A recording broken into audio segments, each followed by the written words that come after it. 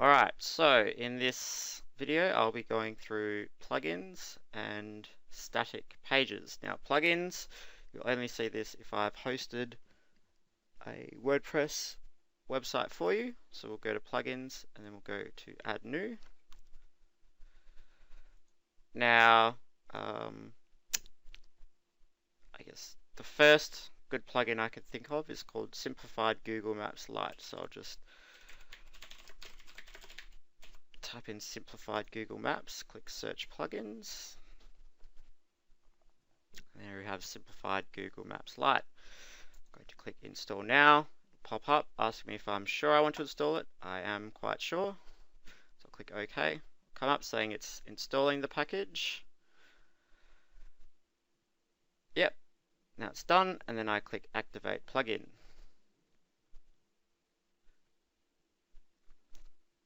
Now you can see that Maps has now come up on the menu on the left hand side, so I'll click on Maps.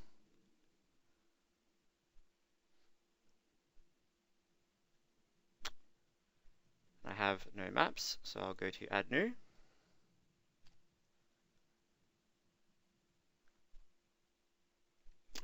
So then we get a nice Google Maps window come up.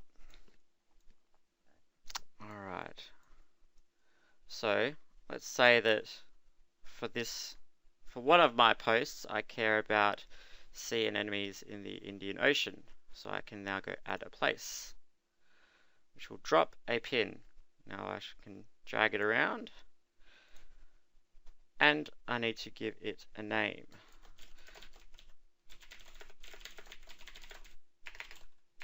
Yep, so I shall call it Sea Anemones in the Indian Ocean. I can now select one of the many icons that it comes with. I'll just scroll through. I like Batman, so I shall click Batman. Alright, so now whenever we click on the tag or pin or whatever you'd like to call it, it will pop up. It can pop up with some text. So I can say, I guess, sea anemones here are facing grave threat.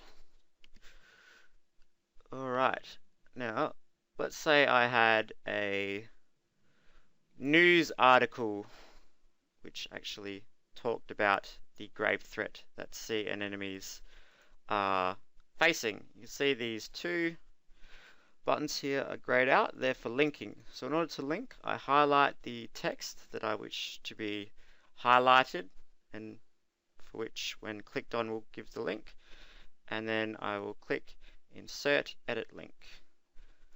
So I shall put in the URL. I don't believe it needs a title. We can have open link in a new window tab, which may make sure that when they click on it, it doesn't take them away from our precious blog.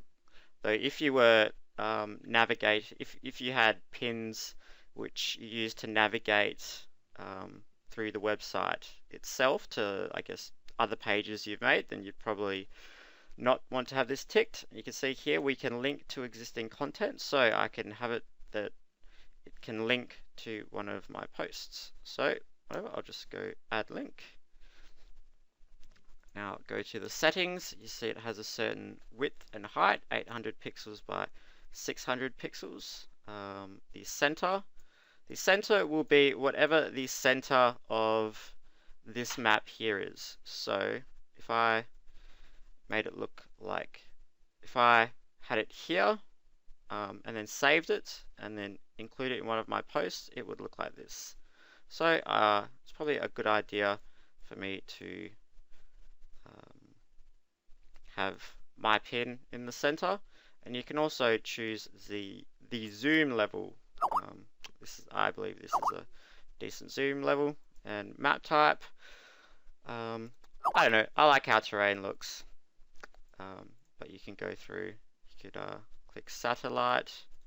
That looks quite nice as well, or a hybrid. hybrid looks quite nice. We'll stick with hybrid. So now we click Save Map. We must click pack art. Yep, we must provide a name for the map. So up here we have to put a map name, and we would use this to, if we had multiple maps, to I guess distinguish between them ourselves in the list of maps. So I guess I should just call it post to map Indian Ocean. Go save map. Map successfully saved. Now I'll go back, click on all maps here under maps. And here we got a name, and here I have short code. Now all you need to know about this is you can highlight it, copy it, and we can paste it into a post in order to show up. So I want it to be in, say, my first post, at the end of my first post. So I'll click on my post, then we'll click edit on my post.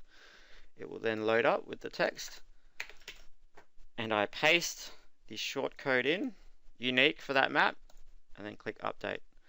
And that is all I have to do.